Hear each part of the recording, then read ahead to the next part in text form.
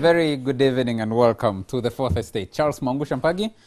Tonight we'll be having a discussion that focuses on women and a discussion that will only have men discussing women involvement in politics, in social life and economic life, and especially the question of domestic violence and who should be at the forefront of challenging this. We missed, of course, the discussion on Women's Day, and now 15 days later, it's March 15th, we'll be having that discussion. Chris, let me start with you. Thank you very much for stepping in last Sunday. Very inconveniencing. Eh? What was the inconvenience? I was not speaking. You're not speaking? I was told about your constraint. Yes, People who were watching show told me how much constrained you I were. had to give them time to do their thing. But thank you very much. So my colleague Chris Obore needs no more introduction. Arthur Larok is Country Director, Action Aid, Uganda. Yeah. Arthur, very nice to have you here. Thank you very much.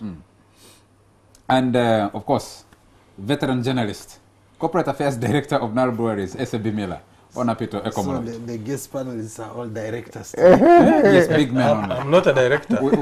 Yeah, no, you.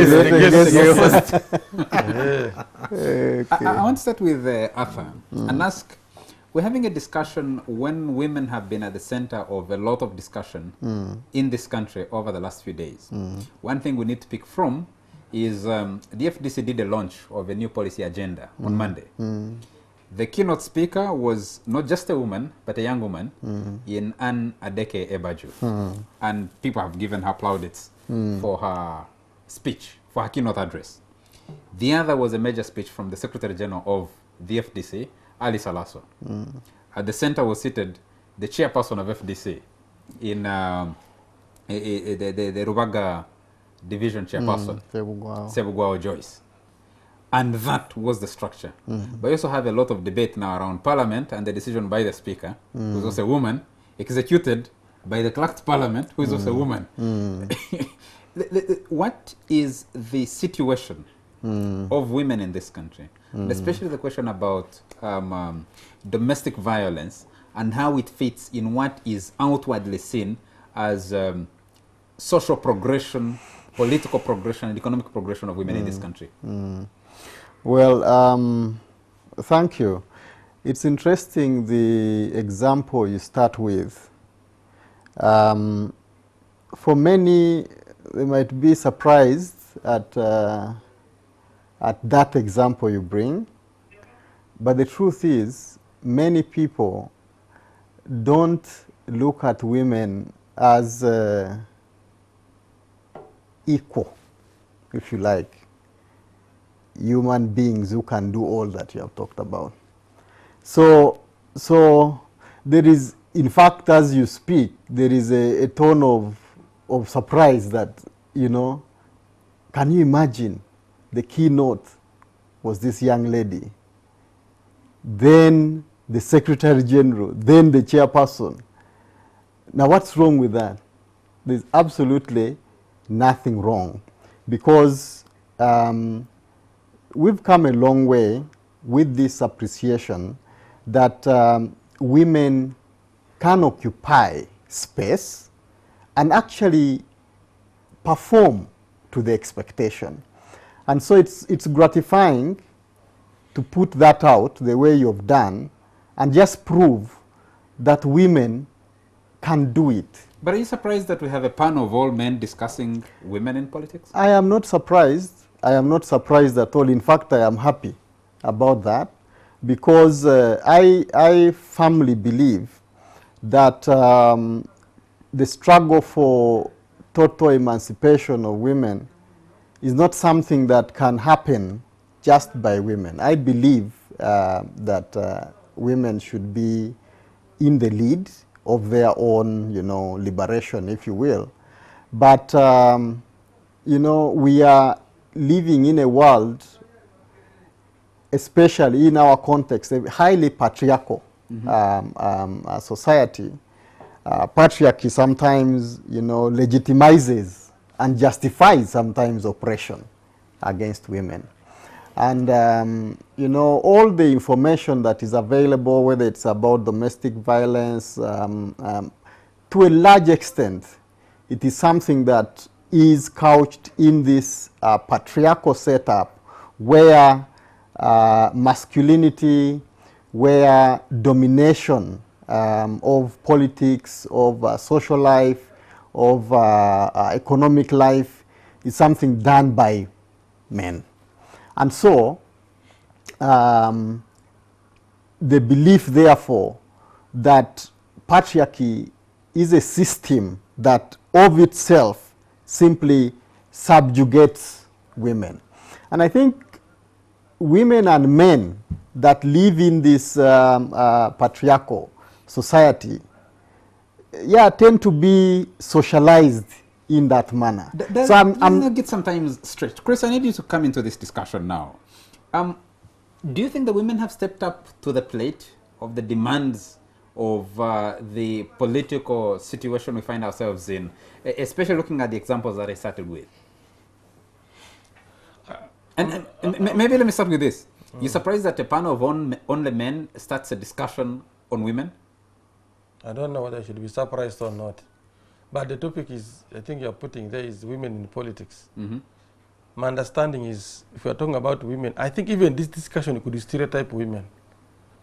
You would imagine women are those weak people who should be defended. I don't think that is a good way to look at them. What is politics? Essentially, politics is who gets what.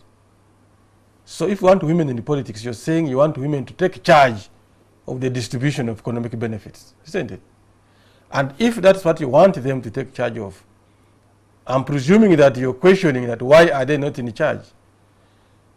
It's because it's a contest when it comes to distribution. But beyond just having women occupy positions, do we see women distribute resources?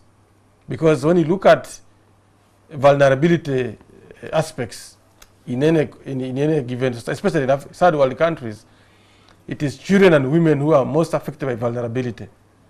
We have just had women, the song in this country that women have been liberated, women now can sit in higher echelons, women can be vice presidents, women can be ministers. Can be speaker. Can be speaker. Can be clerk. So how much money has the speaker, for instance, by virtue of being a speaker, how much has she allocated to maternal health? How much has she allocated to education of a girl child? How much has the speaker given to water? Because these are all areas where women face suffering. They say men batter women. True. Why? A man comes drunk, wants hot water. How much money have we put into piped water? How much tax are we putting into water heaters? So that if water is in a house which is hot, there is no reason for a man to ask a woman to boil water at 2 a.m. So these are areas where you want to liberate a woman by actually providing those necessities that make man expose a woman to abuse. But we have a minister of trade. How has it helped women who are trading? We have just had a minister of finance, actually the one responsible for allocating resources. To what point did he allocate money to the education of a girl child, to giving them sanitary pads? Because if you want to liberate a woman, it is not enough to just pick them. Others say, bring them on the dining table, so that if they are there, and Athala Rock, the big man in Action Aid, wants to make a decision. But when he sees somebody with 2 breasts there, he says, hey, by the way, there are also women here. That's one way, that you want them there to remind men that there is a woman. But it should not be that. It should actually be that if women are there, they should actually take charge of their own affairs. But do we see them prioritizing that? So we want the women to be liberated. We as who? Women should not be liberated according to how we men see. How do women see their liberation? What do they want? A lot of those questions Arthur needs to respond to. Let me jump quickly to Honor. We are in a political situation, and like Chris says, tokenism, appreciation of women. So if FDC, for example, parades 3 women as shining lights in the party, you say, maybe women are being recognized. And then you go back, you go down into the policy agenda that was presented, and you find clear stated, a clear policy position on how women should be. But that is what the NRM has been riding on for the last so many years. UPC claims it, has it in its party platform. The DP claims we have women. Is that enough? Is a discussion like this, does a discussion like this, like Chris argues, continue the stereotyping of women, especially in the political context? Look, Charles, I tend to disappoint women activists, feminists, and all this, because I'm one person who believes that the place of a woman is the most natural thing in society. In fact, right from biblical times, the Garden of Eden and what have you.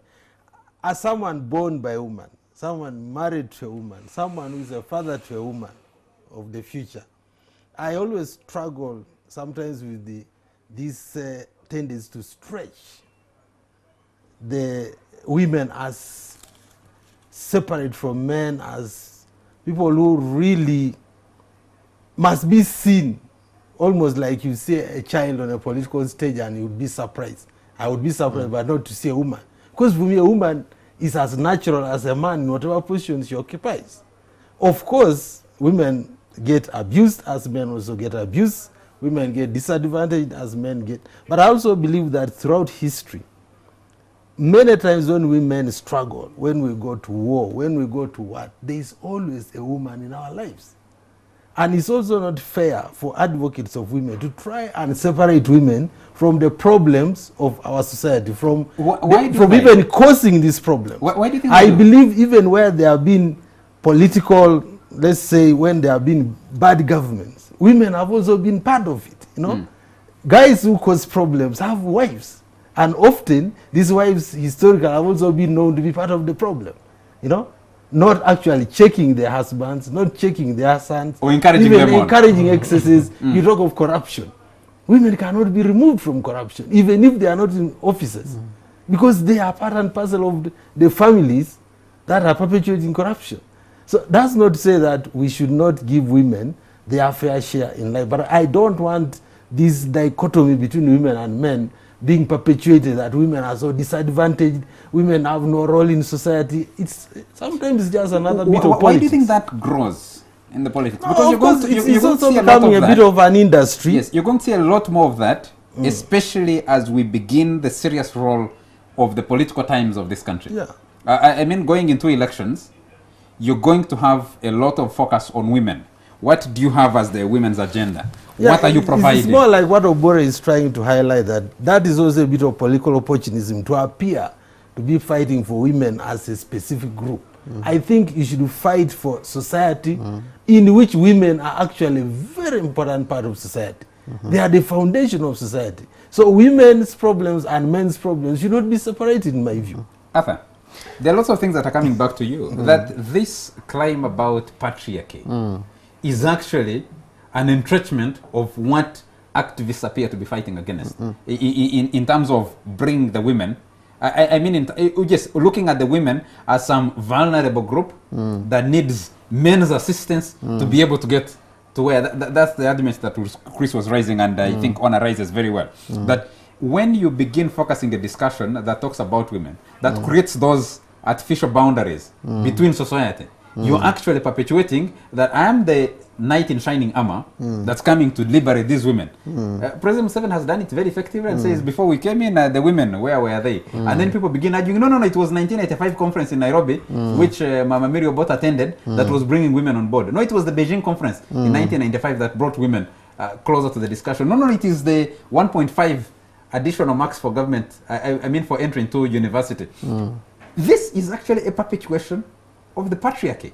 It's not a solution to women's challenges, because the challenges that women face are the same challenges that the rest of society faces, be it political, socio-economic. Where do you draw the distinction? You see, the truth that we cannot run away from is that patriarchy is for real. You can't deny that. Where's the manifestation? That we live in a world largely that is male-dominated, male control of power. If you take an example of domestic violence, for instance, a subject that you mentioned earlier, so 79% of cases of domestic violence in this country is perpetuated by men against women. Now that is a fact. And who perpetuates the 21%? That is a fact. Who perpetuates the 21% that remains? 79, that leaves you with only 19. 19, sorry. Yes, 19%. Yeah, of course, that also happens between. the same gender. That's so. We cannot deny the fact that when we talk about the dignity, choice, opportunity that exist in our context, they are not equally distributed.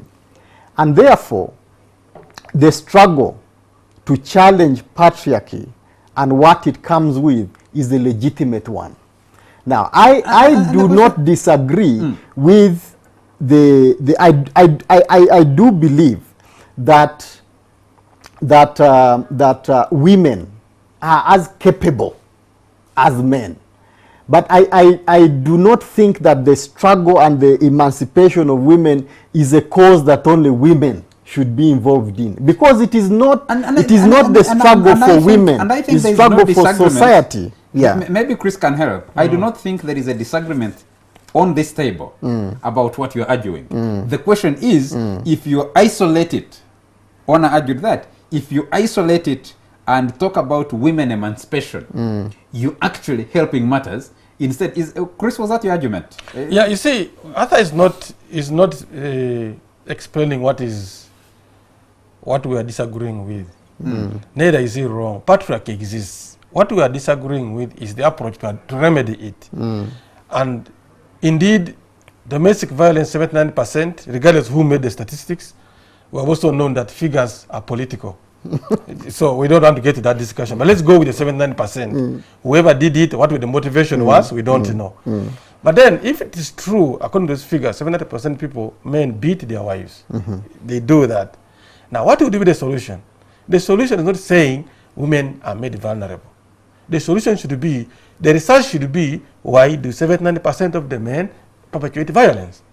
And if I'm a policy interventionist, I would then bring a policy that cures man from aggression against a woman. And if you go to the villages, me, I'm a peasant. I come from a village, I don't doubt. I was not born in any of the suburbs of Kampala.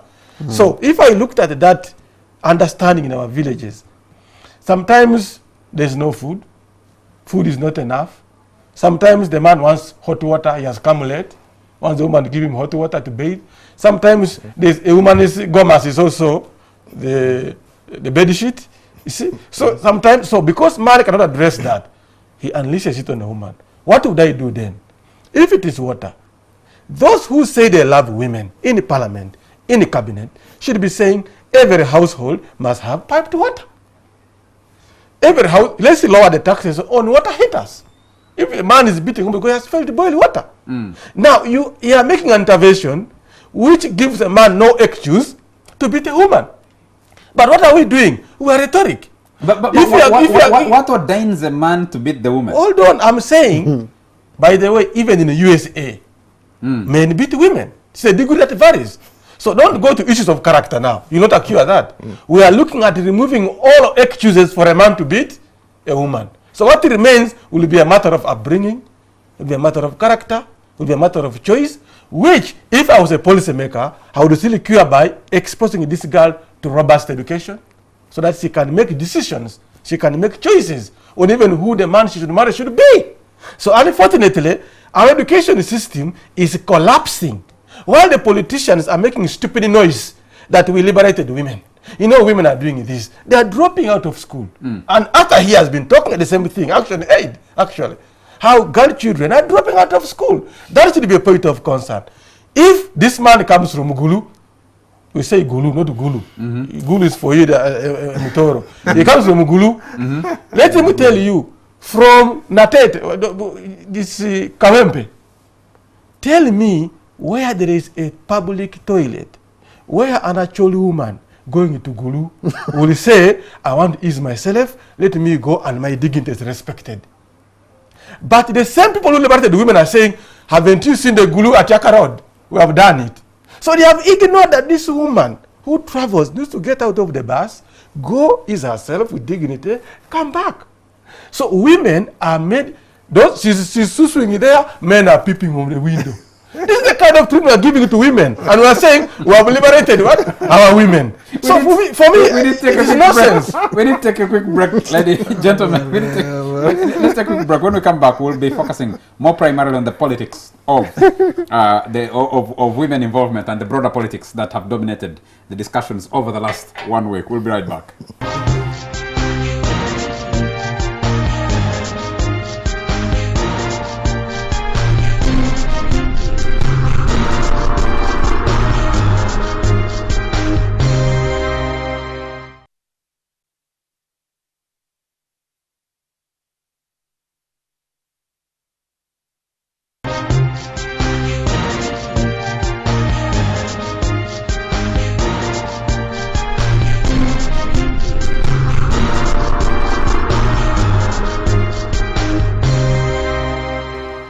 Welcome back. You're still watching The Fourth Estate, and we're discussing women in politics, but also discussing the broad issues that do the gender divide between men and women, both in economic and social issues.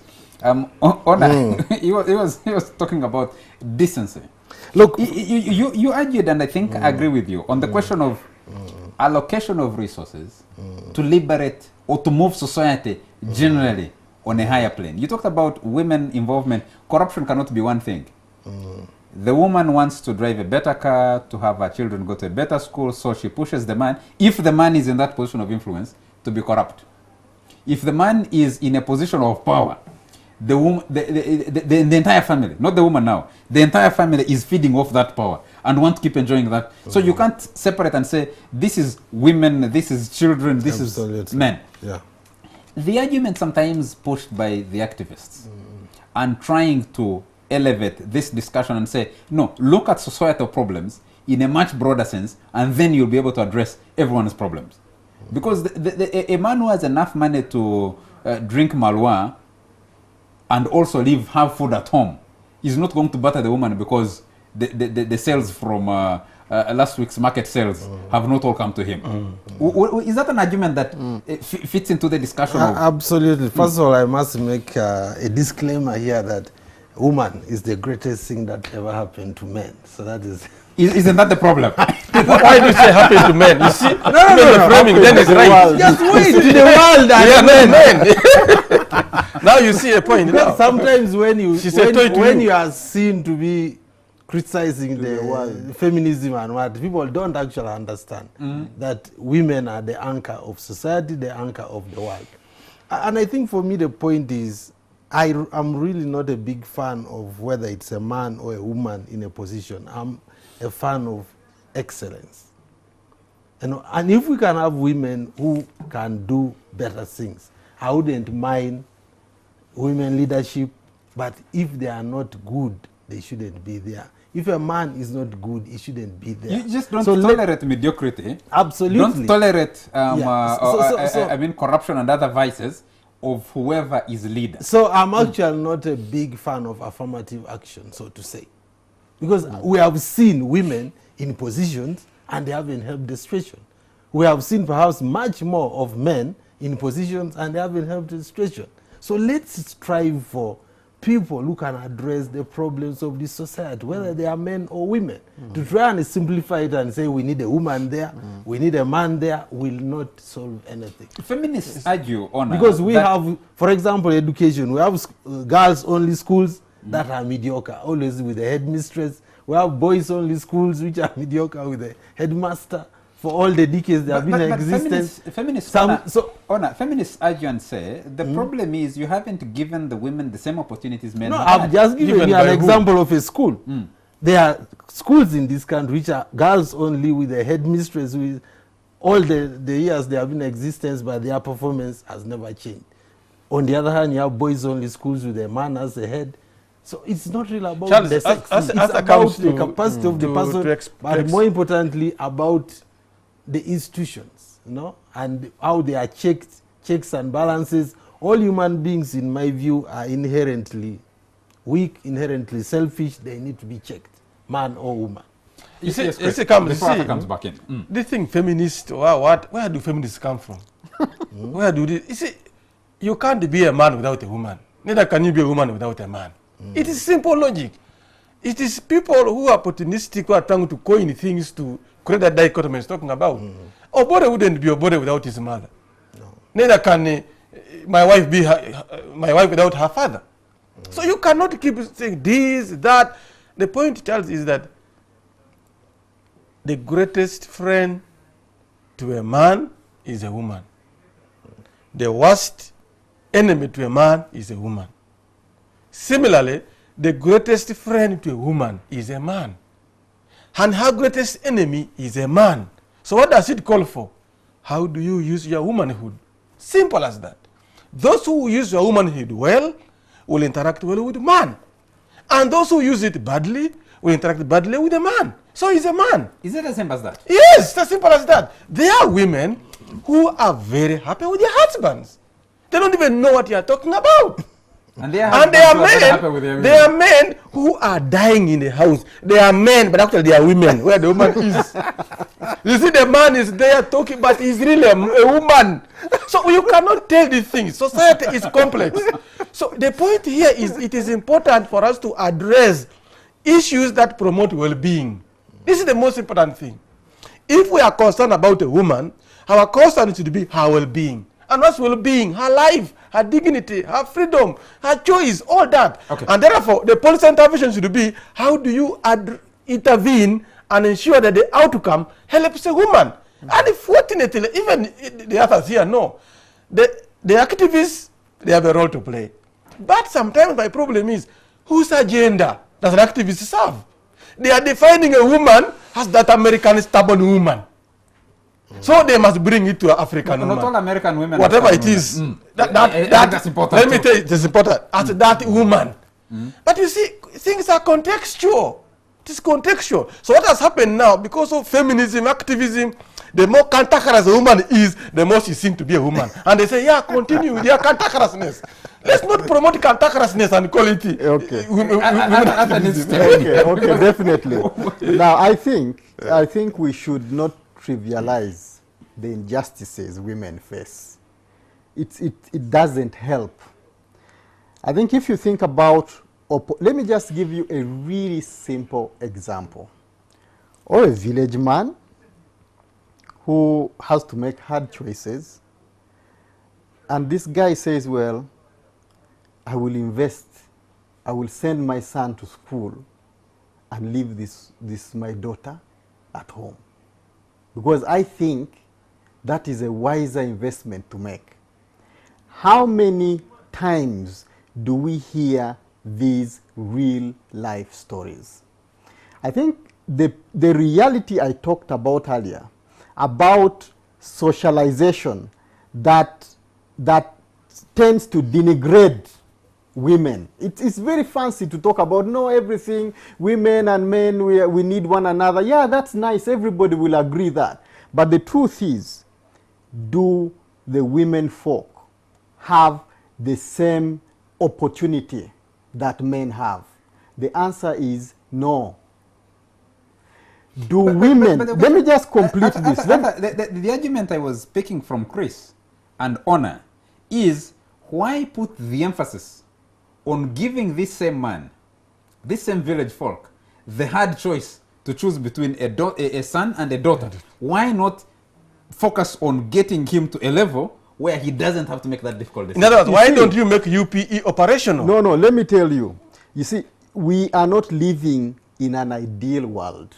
We are living in a world in which power is constructed in a particular way. Those who are able to control power make decisions in accordance with all sorts of motivations. And so, if this gentleman I'm talking about in a village has to make a choice, and people make choices every single day, what is it that enters into his head and thinks, I should make a choice to send my son and not my daughter? This is what we need to debate, that all we are advocating for is about equal opportunity, about choice. I wanted to address one question. Yes. Just let me address one question. There are several schools of thought, even in the feminist theory that we talk about.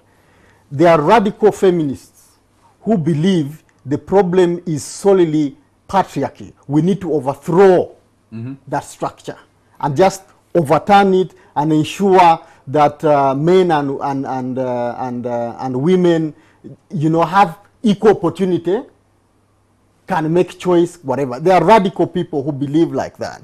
There are socialist feminists who think, well, there's a combination of male domination and other structural issues like money, control of assets, and whatever it is.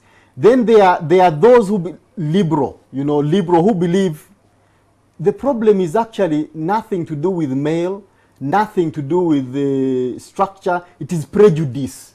So we need laws. We need laws that that can give affirmative action, for instance.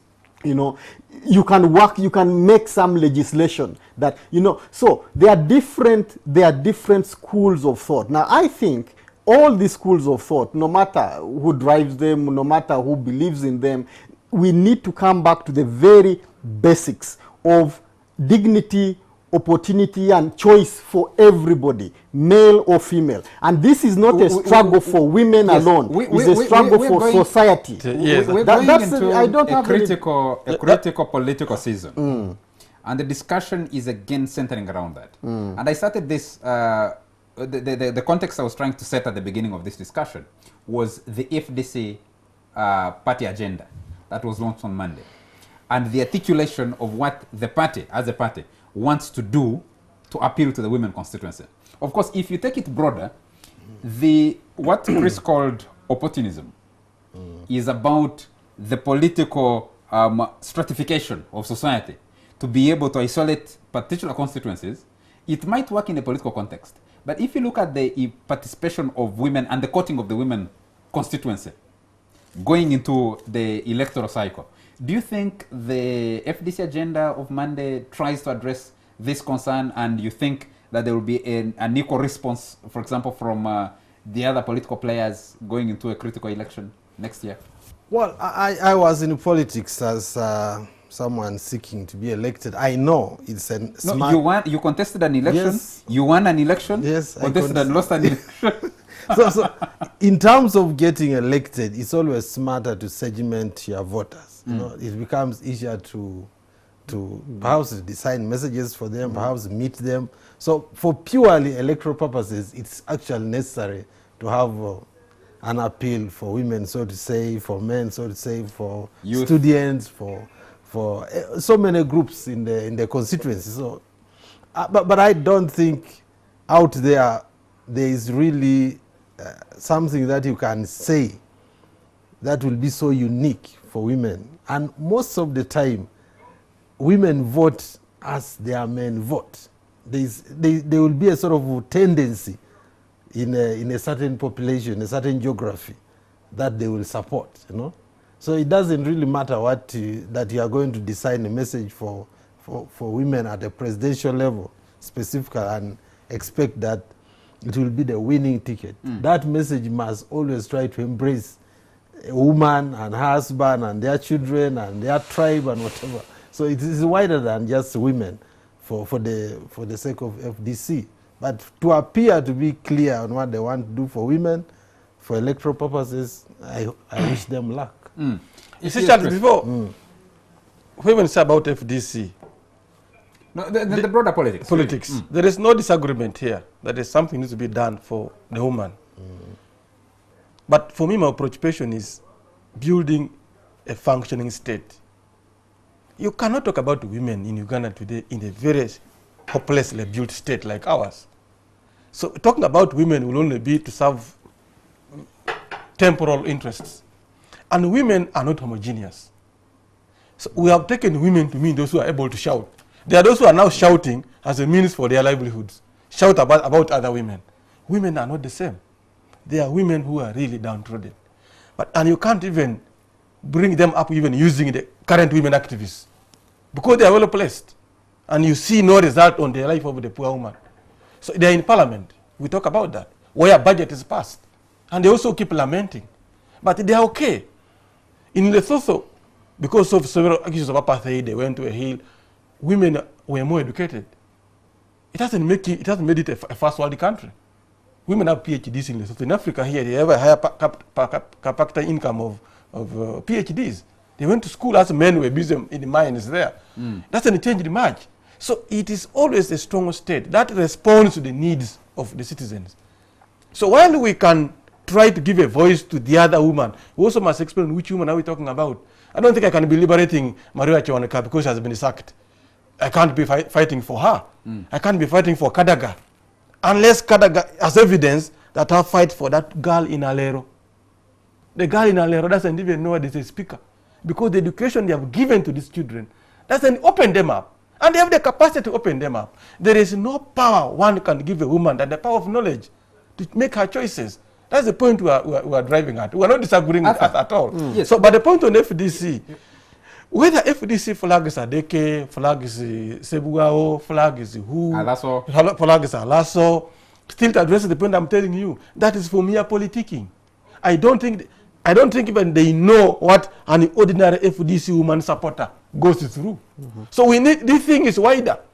So if they are going to be used as toys to be present in a launch, then we can say yes, they were present. I am concerned with the well-being of ordinary woman. Wouldn't that be the problem? If you evaluate the content of their presentation itself, does it speak to some meaningful content that can appeal to that woman in Alero? But you see, the evidence here is there are many who have spoken the same content in the parliament. There's no improvement in the life of the woman. President Museveni, who's leading now, made women talk. You know, every woman actually says, he is our man, he has liberated us. That Museveni is their liberator. Can you imagine? Can you imagine today that Museveni is a liberator for women? When girls run out of school because when they reach a month of their bleeding, they can't get anything. And you say, some women have become agents of perpetuation of women problems. That's what I'm saying. So let's address the issue as he's talking, while also informing those so-called activists that you're also serving a role dealing to the woman. Arthur, there's this whole debate. We're going to go through constitutional amendments soon in Parliament. And the whole debate about, do you really still need a special affirmative action place for women?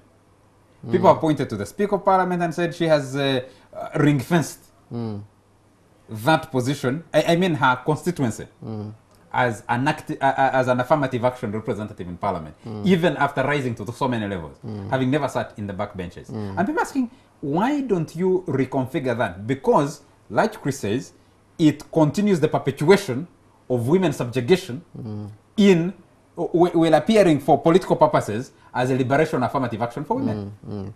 You see, isn't that something we need to confront? No, there is a fundamental point that Chris makes about the nature, character of the state. Okay? Now, why is the Ugandan state considered to be failing in the first place? I would argue, partly because of this macho mentality we have. Is it just partly? Not. That's why I'm saying partly. Partly. I think an effective state.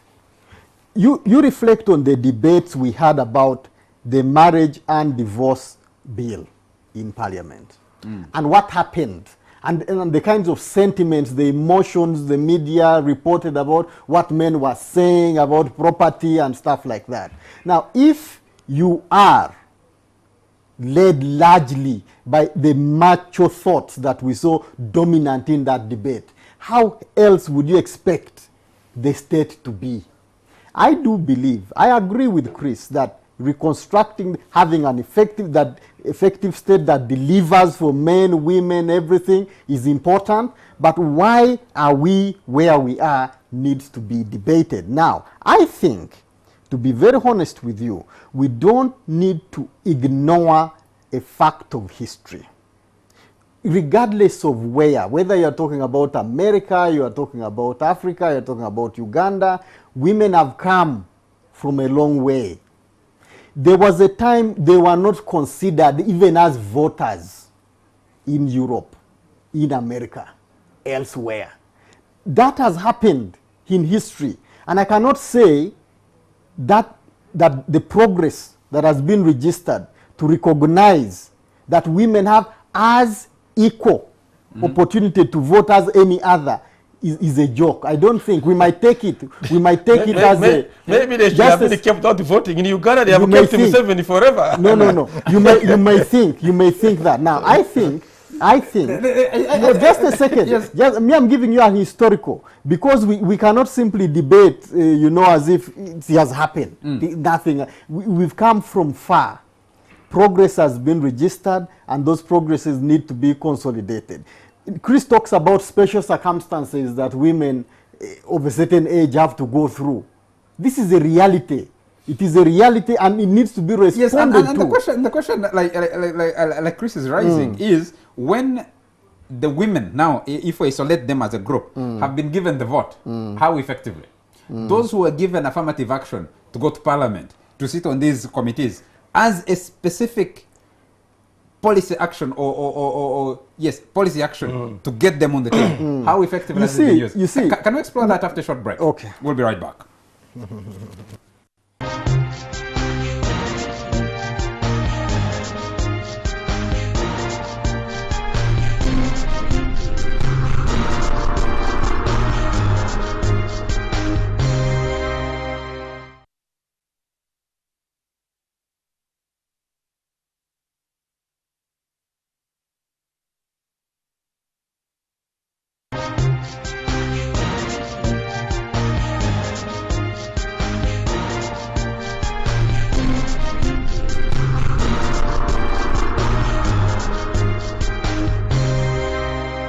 Welcome to this last segment of the Fourth Estate, and we've been discussing women in politics with Chris Obori, Arthur Larocque, Country Director of ActionAid Uganda, Ona Peter Komloit, Corporate Affairs Director, Nile Brewer is SAB Miller, and we've just been joined by Helen Kawesa.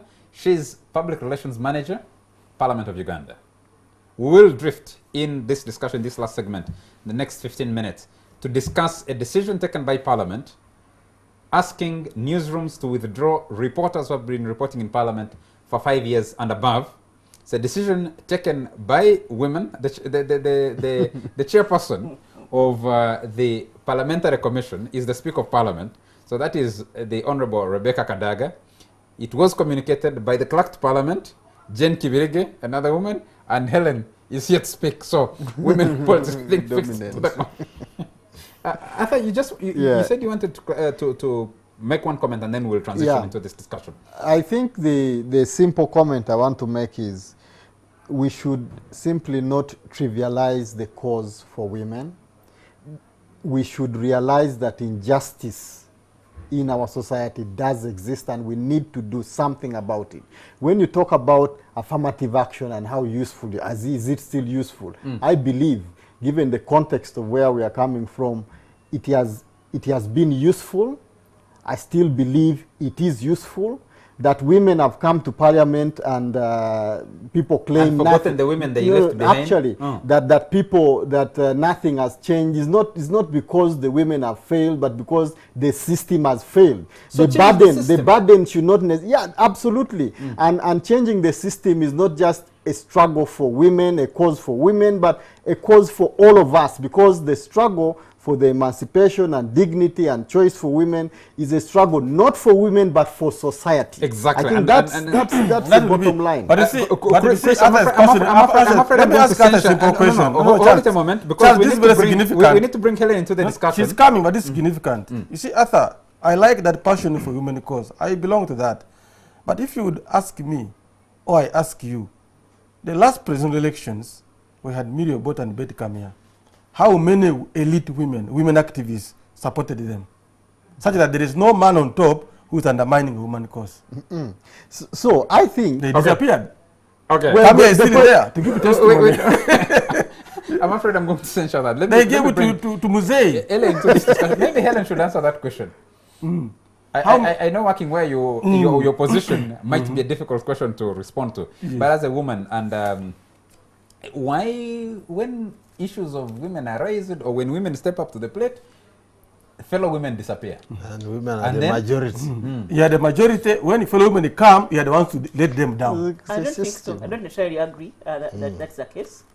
I think that when women, women are at the top, in charge of affairs, there's a lot of criticism for them for the women who are at the top, mostly from the men, of course. Mostly from the women. And from the women, yes, you have to be fair, and when it's a woman or a man, regardless, you have to criticize them. But I think that when a woman is at the top managing affairs, there's a bit more attention that is paid to her as a woman. Why do you think so? Because I think that the society we live in is dominated by men. Is that why didn't both come here? So you tend to think, the men tend to look at it as this is something different, and therefore it's more critical when you're there. But in a country that is dominated, I mean, majority of the voters in this country are women, and then you had 2 presidential candidates, both of them women, and there were no women backing their candidatures. I don't think Isn't there a problem there? I don't think that when it comes to voting, it's not a women issue. Voting is, you have a party or someone you believe in that this is a person who's going to take me forward. So you have a right to say whether it's a man or a woman, it's okay. And the women who go there to stand did not say that we want women to come and back us here. Yes, it's good that you back your fellow woman, but then when it comes to the issues, if you're following the issues, reading the letters in black and white, you go with the person whom you feel will represent you better. Yes, that's my view. Let's move on this discussion. A decision was announced by the Parliament of Uganda. It has been interpreted or presented as an expulsion of journalists who have reported in Parliament for 5 years and above. Why was this decision made? I think the decision was clear. The letter was clear. The letter, which was written by the clerk to Parliament, was communicating to the editors that there's been some concern about balanced reporting in Parliament. And the clerk to Parliament humbly requested the editors to look at the journalists who had been there for 5 years and reporters and replace them with new ones. It wasn't really an expulsion. It was really a change of guard, you could say. That these people have been here for 5 years. So Parliament has sat and decided that it will manage newsrooms from Parliament and decide for newsrooms who gets to report from where. No, it wasn't a decision. So court will also make a decision and say, we want journalists who have only been here, we don't want journalists who have been here for more than more than 6 years. What I wanted to say that the letter was written to the editors to do that. However, as I said, that the issue was that they'd been concerned about the poor who had been overstayed at Parliament for some time. But that looks to me like individuals, because that's what I was coming. Be a group. I was coming to that. I was coming to that. That it was felt that some individuals, a number of them who had been there for a long time in Parliament, were becoming a bit irresponsible. They are reporting, kind of and therefore a decision was reached, and it was communicated to the editors. Who made that decision? I think the letter was clear. That clerk to Parliament wrote. She's a secretary to the Commission, and she's a CEO of Parliament. So she wrote on behalf of the Commission and communicated that. Was it a decision of the Parliamentary Commission? The clerk to Parliament had discussions with members of the Commission. So there was no meeting of the Parliamentary Commission that made that decision?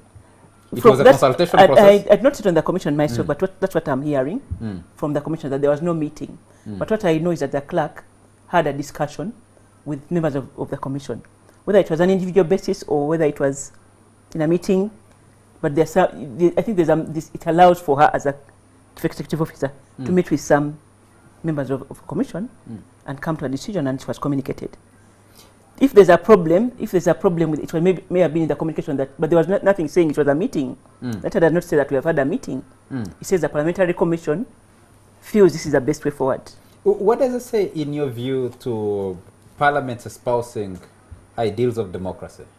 To say that because you're uncomfortable with some journalists, you issue an edict that chases journalists out of Parliament?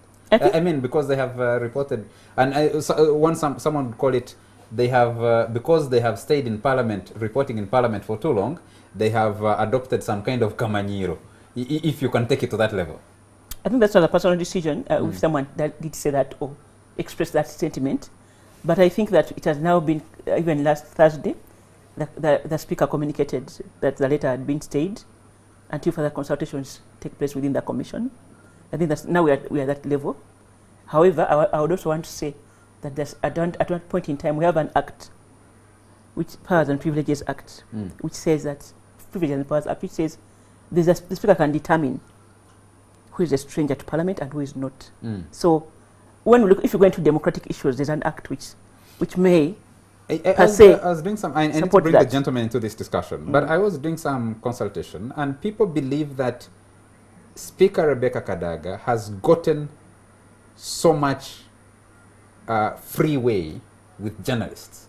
They've been so positive to her that any slight criticism of her leadership of Parliament evokes a reaction like the one she made. Because many people are saying, as chairperson of the Parliamentary Commission, she gave instructions to Jen Kivirige, the clerk to Parliament, to write that letter and only through phone call consultations make a decision on how Parliament is reported or who reports Parliament. The Speaker, the clerk to Parliament has not been around this week. She's actually coming in tomorrow. So we are going to have more detailed consultation with her on the issue of what exactly transpired. So as of now, we can't conclude that that was a fact. We can't conclude that it was a phone call, or you can't conclude it was this and this person on the other. So I think it's really premature to start coming up with those conclusions. But the concern that possibly because the Speaker of Parliament has gotten so much positive coverage from the media that she's averse to any criticism of any sort. I don't think that's fair, because Parliament has had criticism all the way around. I mean, Ona, you served in that Parliament as a member of Parliament. You represented Amuria in that Parliament, and you used to grace those corridors when you worked for the President. And you sent reporters to Parliament and reported from Parliament. So this decision that because someone has been in Parliament reporting for 5 years, then you think you write to a newsroom and say, change this person and send someone else. How does that help reporting of Parliament and the questions of balance and fairness that Helen was talking about? Look, certainly from my experience, I understand the feelings of people in Parliament. Perhaps the desire for positive coverage in a media-sensitive society is not just limited to our Parliament, it's not limited to Uganda. And institutions actually take a lot of measures to try and get positive coverage. So for me, I think the failure here was basically how would Parliament do this? Maybe writing a letter asking the editors to withdraw their reporters was a bit amateurish, I'm sorry to say. But that desire to control the outcome of the media reporting would be within their, you may call it selfish rights, but I think you did not manage it well, Helen. Maybe you could have lobbied these editors individually and well, it didn't come from the Public Relations Office. What I know is... I don't know. So it was poorly managed. And in the end, it looks like they don't want to be criticized. But I know a lot of institutions actually try to control the accreditation of people who cover them. I mean, these militaries embedding journalists, they choose whom to embed. They can refuse to accredit you. I'm sure even Western parliaments, Western state houses, like the White House, they don't just take in anyone. They can allege security reasons. So really here, unfortunately, it was just a poorly managed desire for positive media coverage. Chris, you've commented about this decision. Where do you think it came from, and how does it bode with the relationship between Parliament, and especially the Speaker of Parliament, and media houses going forward? I don't think this thing should be boiled down to the Speaker of Parliament. Rebecca has had her own issues, but I don't think this should be blamed on her. First, this position is very difficult for me to talk about, because one, it has both the positive and the negative. The positive is that, the negative is that journalism is supposed to operate without any influence. And growing journalists in their beats of influence is very important. How you find a journalist who has reported White House throughout their life. They've been there. So the beauty of that is that it gives you an in-depth writing about that particular institution. So from that perspective, journalists required to grow in Parliament, become experts in that reporting, and then they are not supposed to be shuffled anyhow. Now and today, this is where another one. But the context here is different. First of all, that Parliament is suffering from the worst public relations ever. With all due respect, I don't think there's any public relations in that Parliament. It is the one you can see any nonsense coming from. There's even no effort for us to know what an MP is supposed to be doing. So those MPs are sometimes they are project officers, we don't know who they are. Now people don't know an MP is their wealth representative in Kampala. So all that should have become from a PR office to keep telling people, you see, an MP is supposed to do this. It should be known to every citizen. I think that's why they should have a PR office. But I think you people, I don't know your constraints. You're loading so much on the public relations function of Parliament. Please, there's a reason why they have it. You see, public relations, we take it in Uganda as just an office and then signing letters. There's more to internal communication and, this. No. Public relations actually to bridge a gap between the institution and the public. Now, as I will tell you, Ugandans are terribly ignorant about the role of their MP. That is already a PR failure. So MPs are trying on their own, each one to do their PR to explain what their role is. That's already a problem. The institution should be helping MPs to do that, but they have failed. Now, the other problem is by them asking to withdraw, and Peter has explained very well, it was also an amateurist PR strategy. You can't be so naive. You're supposed to be dealing with the public, and then you say, we are withdrawing. Yes, you have the power, you have the law, but journalism is a noble profession. You don't direct it. The only thing is, these MPs seem to have a genuine reason. And we journalists should not simply keep saying, those are MPs. I know they are hopeless, they are just beggars looking for money, they are what. But we shouldn't also be beggars, that we use our privileged position to keep them look bogus, even when they're not supposed to be bogus.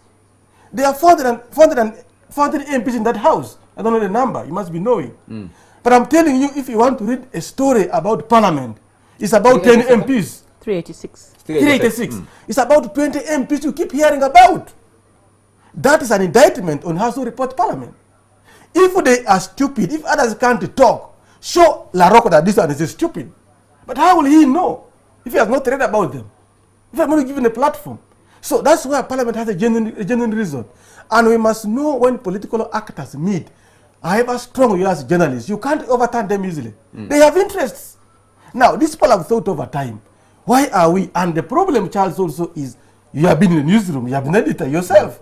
Assign a reporter to get a Parliament story, the same people. I can quote, Sechikubo, Katuntu, it stops there. So there is a monotony of who speaks from Parliament. Why? And there's no journalist who has been stopped. There's a directory of all the members of Parliament, their constituencies. And their phone numbers. Why their phone numbers? Why don't you vary them? If this one has spoken in a stupid manner, then the public knows that this one is stupid. But we have decided to call them stupid without them being heard. Without giving them the opportunity. Yes, and some just to support and some MPs, Charles, as you come in, journalists today are becoming aides to MPs. It's a matter of Larocco picking one journalist, taking them to Gulu, put them there in a hotel, eat them and say, this is my constituency. The next day, flashed, MP Larocco, he has done a road, he has done a bridge, then they go and Isn't that also an indictment on the editors? You who deploy them. Exactly. So, let there be evidence that the news organizations are actually doing something to address concerns arising from Parliament. Okay. Rather than simply saying it is our duty. Before I come back to you, actually you criticize the Public Relations Office of Parliament and again praise them because I think you made available. I consult the Parliament website, especially for contact numbers for members of Parliament. And whenever someone calls me and says, please give me Honorable so-and-so's number, I say, but it's available on your computer. Why do you need to? But just before Ellen comes in, I wanted to sort of supplement what Roberto was saying. I was also a bit suspicious about the reaction of our friends in the media. Of us here? The Parliamentary Association. Yes. I mean, they reacted in a way which was quite suspicious. You know, they were almost lynching the MPs. They did not also try to say, look, did our newsrooms actually even have anything? They were saying we shall not cover these people. And so I think maybe giving credence to all the stories about what happens in Parliament, that there's some kind of inbreeding of corruption between the MPs and the guys media, who cover them. A quick comment and then I'll come back to Helen because our time is short. We need to be getting out of here. There are two levels of this. There might be the indiscipline and the kamanyiro of journalists who have been covering Parliament for a long time because they know the corridors, because they know the MPs, and take the friendship or the contacts they have created beyond acceptable limits. There is a question about what Chris talks about, trips. selecting of which journalists travel with the speaker, with the deputy speaker, with which members of parliament, internal and externally. I have had that come out as a major issue of contention. But the journalists Foreign are claiming, travel. yes, foreign travel is big problem. And then Chris puts it right. You cannot have a parliament that only reports a particular number of members of parliament. I mean, particular MPs featuring the rest of the MPs. By the way, have their journalists in the constituencies who cover them for the local media, for local radio stations. Those are valid concerns that arise. But how can parliament sit and decide who gets fielded? Because it's like FIFA deciding which players express fields for the Super League, or FIFA deciding in a World Cup contest which players get fielded. I thought that was a little bit over the top. I think the discussion borders on, I think it really reflects a crisis of professionalism in different spaces, both in the media and in the way institutions are run. I think it is whether the journalists were doing something wrong or something unacceptable. I don't think it is Parliament's call. It's not their judgment call. I think it should have been the media houses to refresh their reporting if they so desire. So I think there is something to this story that that is not professional, both in the way it is handled by Parliament, but also in the specific circumstances that, in my view, led to that emotional letter, I think. Okay. Helen, you've had all the comments. I need to start with Chris, who says your public relations function as Parliament is wanting significantly. It's unfortunate. His comments are unfortunate because they hinge a lot on the educating the public about the role of MPs. And we've spent a lot of time as a PR office educating the public about MPs on televisions, on radio. You're obviously not doing enough. That's Well, what he's suggesting. we are still working on it. It's something we started, something that has been there for many years. If the Ugandan population does not understand what the role of a member of parliament is, I mean, that's what we are doing. But if they cannot bring themselves to understand, we are still working on it, and we are doing what we can in the circumstances. So to really sum that up, that because members of the public do not know about the role of MPs, that's why we're not doing anything, it's quite unfortunate, and I think a bit, but that's not really to dwell on. We can dwell on that another day. If Mr. Borrell wants, he can come and we can show him what we've done in Parliament to educate the public about that Parliament. But I was actually imagining that a Parliament that gets elected every 5 years, voters should know in the first place why they are voting somebody, and that may not necessarily fall on an institution once these people have been voted in and they're already in office. The civic education function in this country has been dead.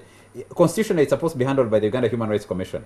It hasn't been done effectively over the many years. Yeah, but and we also find that the members of parliament who do the roles of actually what a member of parliament should do, people will tell you that the members who actually do what they're supposed to do most times don't get voted back into office. They suffer. There are other issues that Ugandans look at. I wanted us to come back on this. To start blaming PR office because people do not know that. I think it's unfair. But how would you let a communication like that go through?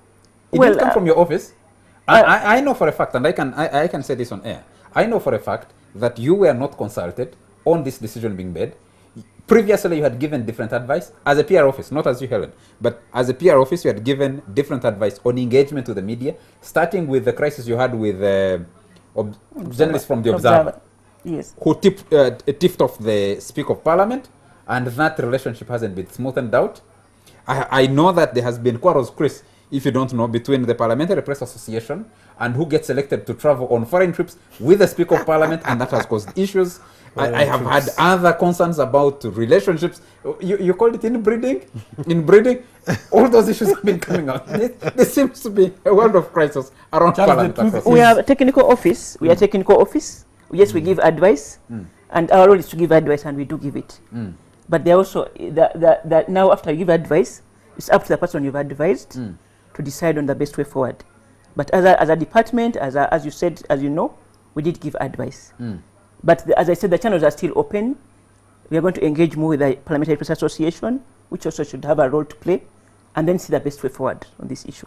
And then I don't even want to dwell on so much. You see, public relations is not something you can say I've done better. The judgment is in the field. It's not. It's like treating a patient. You can't say you're a good doctor when a patient is still in the sick bed. So whatever you do, it is from the outcome that matters. For us, we know that Parliament is doomed. The point here is, the trouble, Charles, is it is touching us, the media. And we must not shy away from this. I've seen many commenters saying, okay, the decision was wrong, was poorly managed. It was a very bogus decision, how they executed it. They can still eject those journalists without causing all of this kind of noise. But now they have taken all the civil society activists like Larocque who are talking about rights, but Larocque may not have all the information about the industry called journalism. It's coming from a point of bounded rationality. How much does he know?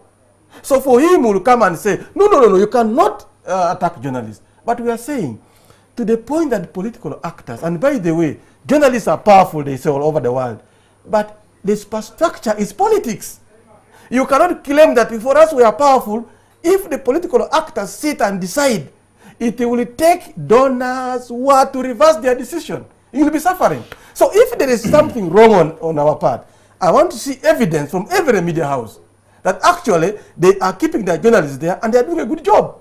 But if the MPs have seen that it is a matter of Larocque picking Obore, put him in a vehicle or take, and on that basis, Obore will never cover Napito, will always cover Larocque. That is unfairness. That must be addressed.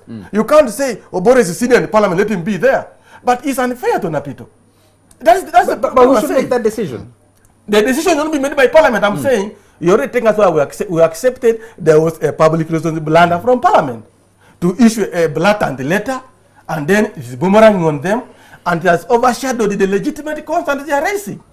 I think by default the issue of the media impartiality or otherwise has come out. I really expect us journalists now to also, as Obore says, to come clean on this and say the guys who have sent there have done a decent job and there is ample evidence that, and not just to brush it aside and say because Parliament has done it the wrong way, we have nothing to answer for us, we're okay. That would be very unfair. We don't operate in a vacuum, Charles. And the problem for us, this is our generation. I am concerned because we're in this generation. On average in this generation, they were full handed us to it us. But I'm worried we may hand over to the next generation of journalists media houses with very good bank accounts, very good commerce, poor journalism. That's my worry. So we're going to have good commerce, good everything, but the journalism quality will be, for example, I want Helen, it would be shocking if you people are funding journalists to go with the speaker instead of the media houses funding them. And that's what they do. That's terrible. You can't do that.